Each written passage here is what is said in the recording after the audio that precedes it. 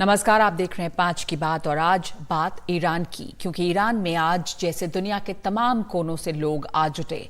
Iran के पूर्व राष्ट्रपति इब्राहिम रईसी, विदेश मंत्री हुसैन अमीर अब्दुल्लाहियान और उनके साथ साथ हेलीकॉप्टर दुर्घटना में मारे गए लोगों को आखिरी विदाई देने तेहरान यूनिवर्सिटी में लोगों का हुजूम जमा हुआ। उनके शवों को ईरान के झंडे में लिपटा गया और इस्लामी तरीके से जनाजे के लिए प्रार्थना की गई। इस प्रार्थना की अगुवाई ईरान के सर्वोच्च नेता आयतुल्लाह अली खमेनेई ने की। ईरान में 5 दिनों का राष्ट्रीय शोक है। तेहरान के पुराने इलाकों से होता हुआ ये जनाजा आजादी स्क्वायर तक ले जाया गया।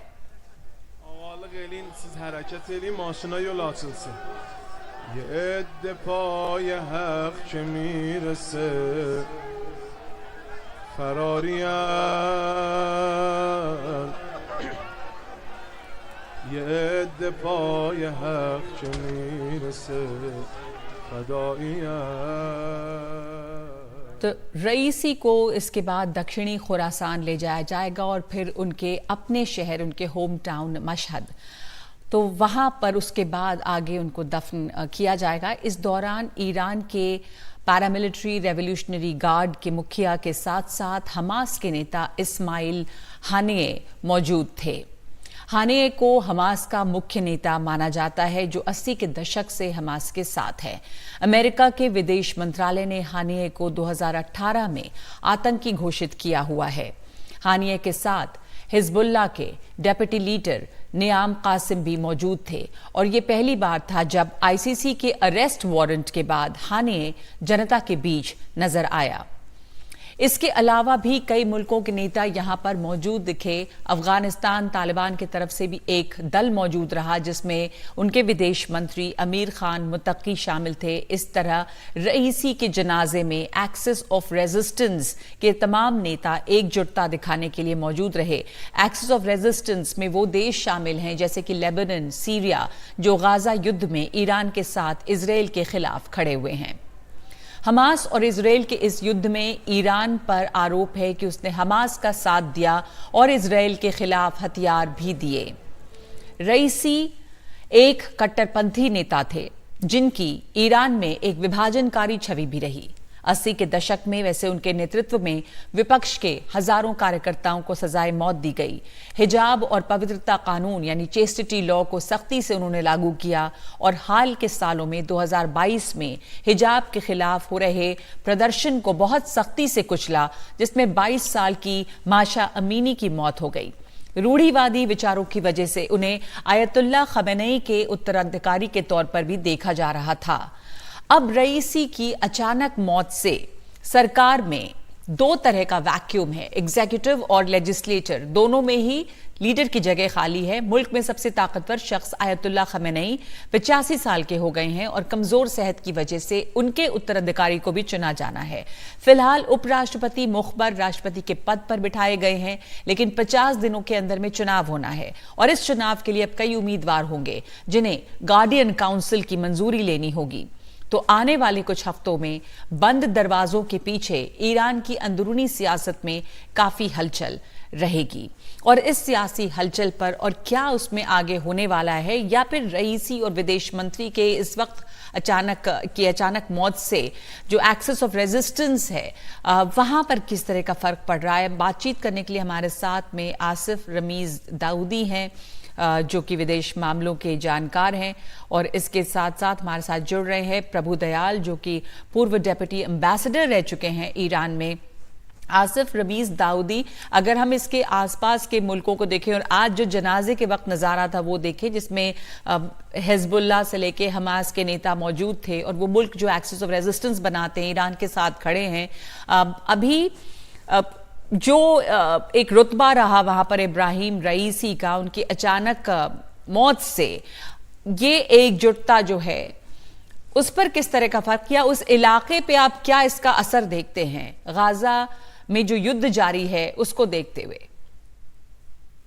देखें नगमा, सबसे पहले जो ये हादसा हुआ है और ईरान की जो जियो पॉलिटिकल या वो जो लोकेशन है या जो उस इलाके में अहमियत है, उसको देखते हुए अगर वहाँ के प्रेसिडेंट और इतने सारे 9 लोगों की एक्सीडेंट में उनकी जान का जाना, ये बहुत बड़ा एक डेवलपमेंट माना जाता है। और जाहिर है आसपास में जब इस तरह की चीजें होती हैं तो उसका असर तो दिखता है। पहली बात तो गम का माहौल रहता है, काफी लोग अपने अपने जितने भी इस इलाके में कंट्रीज जी हैं या पूरी जी। तो दुनिया से। आज जो यहाँ पर नेता नजर आए, उन पर आपका पहला कमेंट, जैसे कि आपने देखा कि हानिये मौजूद थे यहाँ पर, हमास के नेता, यहाँ पर हिजबुल्लाह के डेप्यूटी भी मौजूद थे। देखें, और इसमें मैं यही अभी आपके सामने अर्ज कर रहा था कि सभी अपनी सॉलिडेरिटी ऐसी सिचुएशन में जब वहां पे मौतें हुई हैं तो सॉलिडेरिटी तो दिखा रहे हैं, और इसका असर देखें आने वाले दिनों में दिखता है। लेकिन अभी जो हालात हैं, अभी जो खास तौर से गम का जो एक माहौल है, उस तरह से देखें कि पूरी दुनिया जो दोस्त दुश्मन ज्यादातर लोग ऐसे हैं जो इस एक्सीडेंट को लेके या इस मौत को लेके कहीं ना कहीं अपनी सॉलिडेरिटी ही दिखा रहे हैं। और वहाँ के जी देखें, वहाँ बहुत सारे, अभी आपका जो ये टॉपिक भी जो था आज के डिस्कशन का, जो मुझे मिला भी था, उसके हिसाब से भी अगर मैं बात करूं तो देखें आने वाले दिनों में, कुछ दिनों में, जैसे कहा ना, वहाँ के आर्टिकल 131 के हिसाब से भी वहाँ इलेक्शंस होंगे, फिर चीजें बदलेंगी या रहेंगी ऐसे ही, ये तमाम चीजें अभी लोग एनालाइज कर तो सकते आने हैं, वाले अभी कर सकते जी हैं। जी आने वाले दिनों में जो इलेक्शंस होने हैं प्रभु दयाल जी, 50 दिनों के अंदर में, अभी मुखबर साहब वहां पर एक्टिंग प्रेसिडेंट हैं, ये पावर स्ट्रगल वहां पर कैसे देखता है? अभी दो वैक्यूम है, लीडर्स नहीं है, ना एग्जीक्यूटिव में ना जुडिशरी में। दूसरे के सुप्रीम लीडर जो है वो काफी उम्र दराज हो गए हैं और उनका भी उत्तराधिकारी चुना जाना है। तो ईरान को हम जानते हैं कि क्लोज डोर्स के पीछे ही 1979 के बाद से तमाम चीजें होती रही हैं। तो किस तरह की उथल पुथल, पावर स्ट्रगल वहां पर आने वाले दिनों में इंटरनल पॉलिटिक्स में दिखेगा? नजमा जी, मेरा ये मानना है कि ये पावर स्ट्रगल की जो बात हो रही है, ये कुछ जरूरत से ज्यादा ही हो रही है। ईरान में जो असली पावर होती है वो सुप्रीम लीडर के पास है। आपने सही कहा कि उनकी उम्र काफी ज्यादा हो गई है, लेकिन उन्हीं के पास ताकत है और उनके नजदीक जो लोग हैं उनके साथ सलाह मशवरा करके जो पॉलिटिकल पावर एक्सरसाइज करते हैं। प्रेसिडेंट रईसी, लेट प्रेसिडेंट रईसी आयतुल्लाह खामेनी के बहुत ही क्लोज थे, सुप्रीम लीडर के बहुत क्लोज थे। और सुप्रीम लीडर आयतुल्लाह खुमैनी के इंतकाल के बाद इसीलिए उनको ये बनाया गया सुप्रीम लीडर, क्योंकि ये बहुत हार्ड लाइनर है और कंजर्वेटिव। ईरान में कंजर्वेटिव्स का ही बोलबाला रहे। जब मैं वहां पोस्टेड था तो रफसंजानी थे प्रेसिडेंट, वो मॉडरेट थे। लेकिन देखिए, रफसंजानी को कुछ दिनों के बाद हटा दिया गया और अब वो मॉडरेट का कहीं कुछ नहीं चलता। मेरे विचार उत्तराधिकारी भी में माना ईरान जा रहा था, रईसी को उत्तराधिकारी भी माना जा रहा था सुप्रीम लीडर का। जब इनकी मौत के बाद अब वो सुप्रीम लीडर की जगह लेने के लिए भी एक अभी वैक्यूम है और उसके भी कई कंटेंडर्स होंगे। गार्डियन काउंसिल भी होती है, वो क्या करती है प्रभु दयाल साहब? नगमा जी, गार्डियन काउंसिल में 8 सदस्य होते हैं। 4 तो बहुत इंपॉर्टेंट क्लेरिक्स होते हैं, मौलवी, और इसके अलावा 4 जजेस होते हैं। और ये गार्डियन काउंसिल सुप्रीम लीडर के बहुत करीब होती है, उनके साथ सलाह मशवरा करके डिसीजंस लेती है। फॉर एग्जांपल, प्रेसिडेंशियल इलेक्शन के लिए बहुत से लोग अपने नॉमिनेशन फाइल करेंगे। इनके नॉमिनेशंस को गार्डियन काउंसिल स्टडी करेगी। जी, ये हर तरह से